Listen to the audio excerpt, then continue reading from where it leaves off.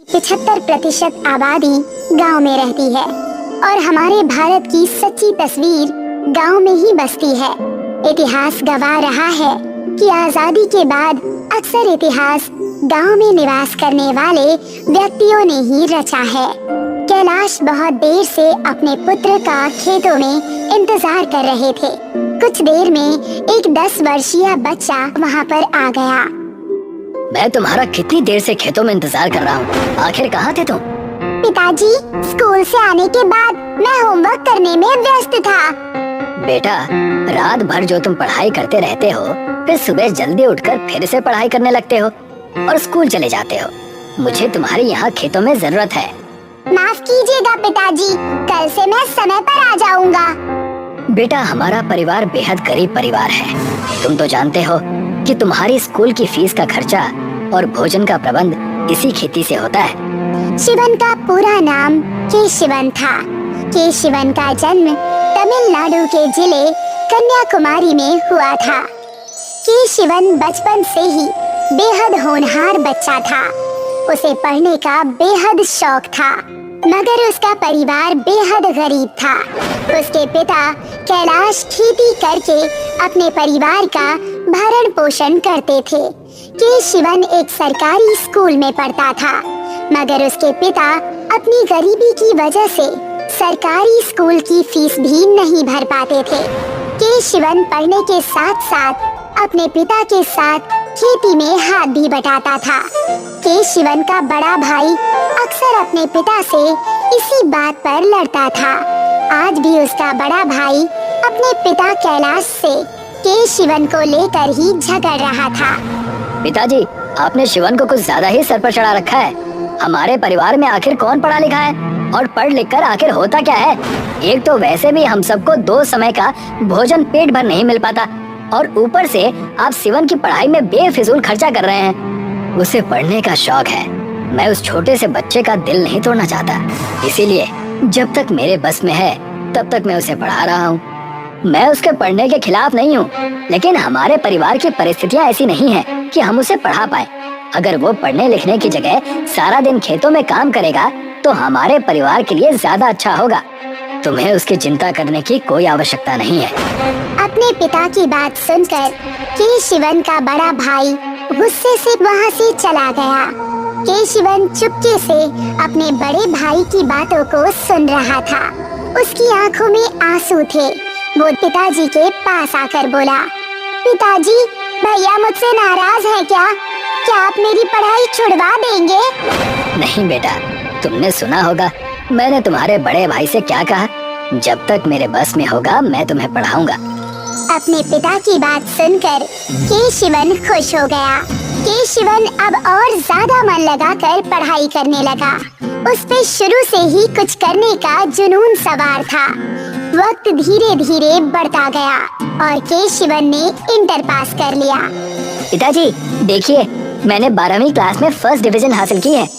केशिवन की बात सुनकर उसका बड़ा भाई मुंह बनाते हुए बोला, खाली डिग्री लेने से कुछ नहीं होता। वैसे भी हमारे देश में पढ़े लिखे लोग रिक्शा चलाते हैं या किराने की दुकान चलाते हैं। तुम तो वो भी नहीं कर सकते, क्योंकि ना ही तुम्हारे पास रिक्शा खरीदने के लिए पैसे हैं और ना ही किराने की दुकान चलाने के लिए। केशिवन के पिताजी अब बूढ़े हो चुके थे। वो खेतों में काम करने की स्थिति में नहीं थे। ये कैसी बात कर रहा है तू? उसने 12वीं क्लास अच्छे नंबरों से पास की है। ये तो खुश होने वाली बात है ना? क्या खुश होने वाली बात है पिताजी? आपसे तो कुछ काम धंधा अब होता नहीं है। सारे परिवार की जिम्मेदारी अब मेरे ऊपर है। मैं साफ साफ कह देता हूँ, अब मैं शिवन की पढ़ाई में 1 रुपए भी खर्च नहीं करूँगा। अपने बड़े भाई की बात सुनकर केशिवन का चेहरा उतर गया। उसकी आंखों में आंसू आ गए, क्योंकि केशिवन कॉलेज जाना चाहता था। ये कैसी बातें कर रहे हैं भैया? मैं कॉलेज जाना चाहता हूँ? पागल हो गया है क्या? इतना हट्टा कट्टा जवान हो गया है, खेतों में काम कर। मेरी एक बात बड़े ध्यान से सुन ले, अगर तुझे अब घर में रहना है तो अपनी पढ़ाई का खर्चा तुझे खुद उठाना होगा। मैं तुझे एक फूटी कौड़ी नहीं दूंगा। इतना कहकर केशिवन का बड़ा भाई वहाँ से चला गया। केशिवन कुछ देर तक ऐसे ही खड़ा सोचता रहा। अचानक वो अपने पिताजी से बोला, मैं किसी भी कीमत पर पढ़ाई नहीं छोड़ूंगा पिताजी। मैंने फैसला कर लिया है। मैं आम बेचकर अपनी पढ़ाई का खर्चा उठा लूंगा। भैया से कहना कि उन्हें परेशान होने की जरूरत नहीं है। अपने बेटे की बात सुनकर कैलाश की आंखों में आंसू आ गए। उस दिन के बाद से के शिवन ने आम बेचना शुरू कर दिया और कॉलेज जाना शुरू कर दिया। के शिवन अपनी सारी कमाई कॉलेज की फीस में ही खर्च कर देता था और एक दिन उसकी ये मेहनत रंग लाई। के शिवन की इस मेहनत को देखकर कॉलेज के टीचर्स बहुत ज्यादा खुश थे और उन्होंने के शिवन की इस मेहनत को देखते हुए उसे स्कॉलरशिप देने का फैसला किया। के शिवन अब अपनी उच्च शिक्षा पूरी करने के लिए MIT चला गया। के शिवन को शुरू से ही विज्ञान में बहुत दिलचस्पी थी।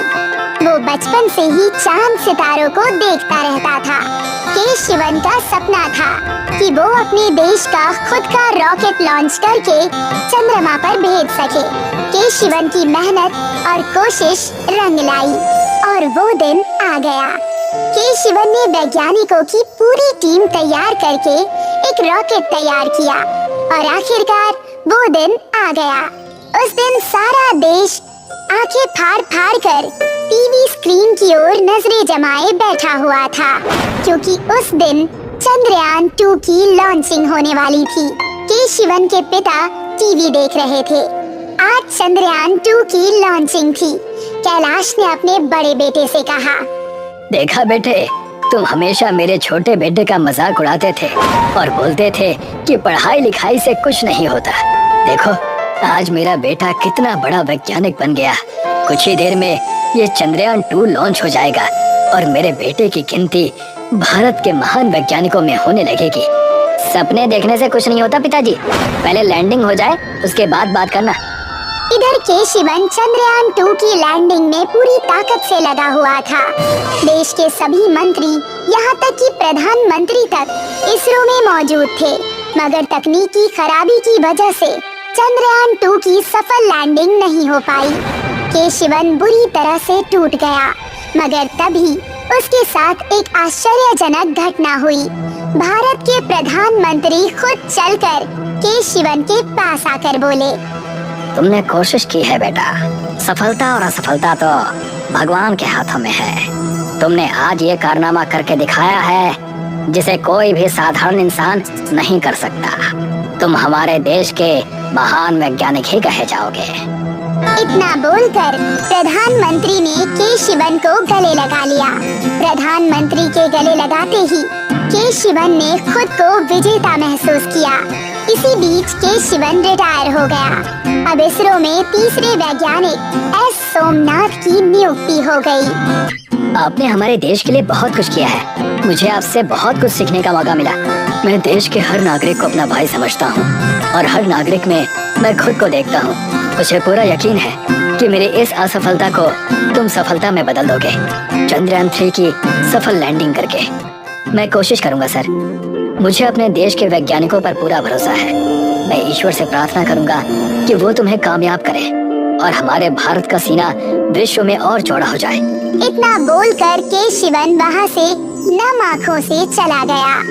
एस सोमनाथ के शिवम से बेहद प्रभावित थे।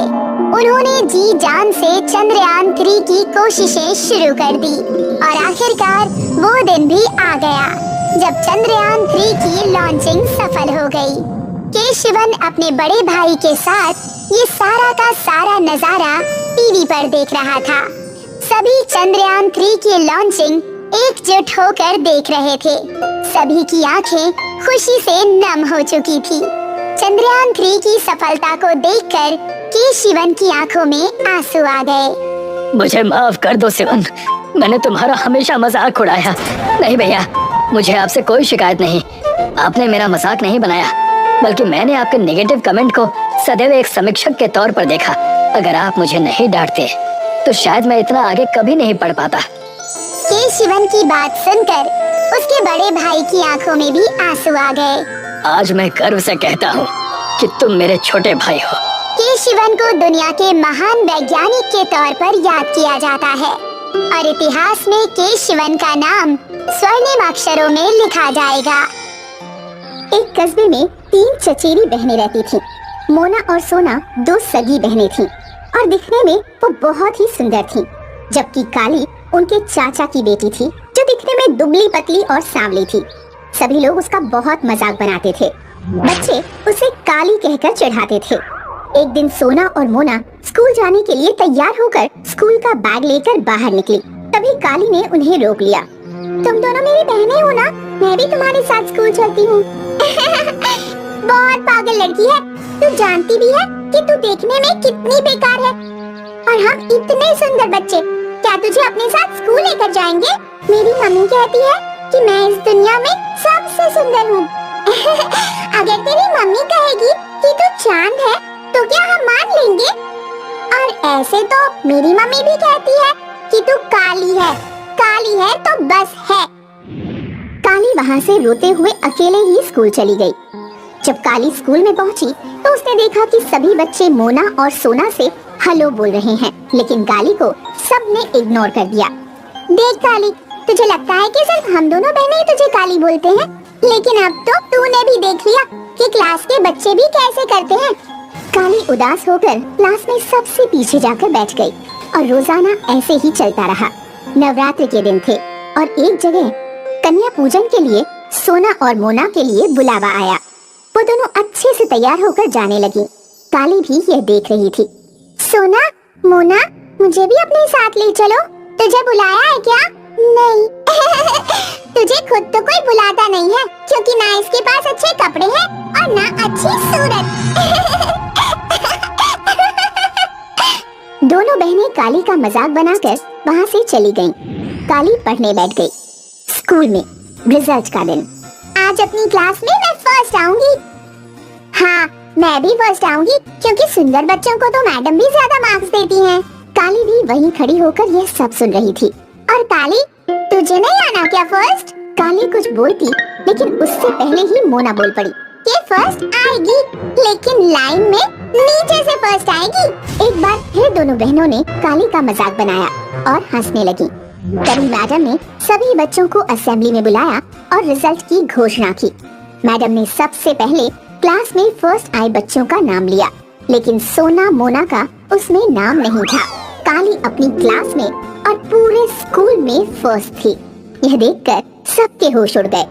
आज इस काली की वजह से हमारी बहुत बेइज्जती हुई है। इसको नहीं छोड़ेंगे।